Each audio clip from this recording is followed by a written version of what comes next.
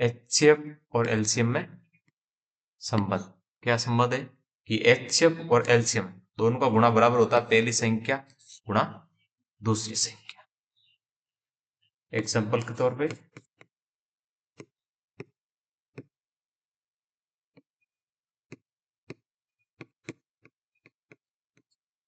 24 और 60 ये दो संख्या है, इनका हमारा एचसीएफ होगा इनका 12, एलसीएम इनका होगा 120।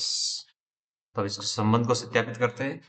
तो एचसीएफ गुणा एलसीएम है ना, पहली संख्या को ए मान ले, दूसरी संख्या को बी मान लेते हैं, है ना।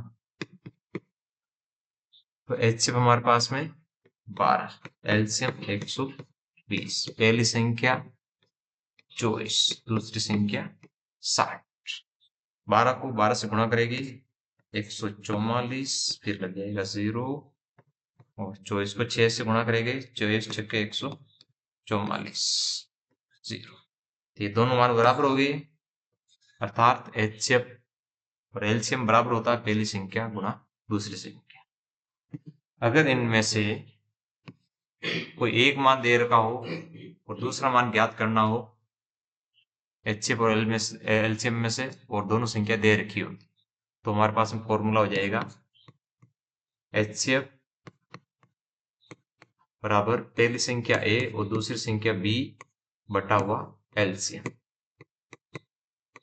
और यदि एलसीएम ज्ञात करना हो और एचसीएफ दे रखा हो, दोनों संख्या दे रखी है, तो पहली संख्या गुणा दूसरी संख्या बटा हुआ एचसीएफ।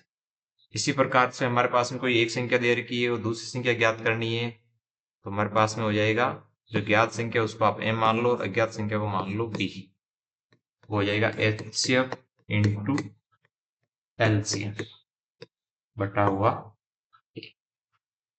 ये हो जाएगा हमारे एचसीएफ और एलसीएम में संबंध।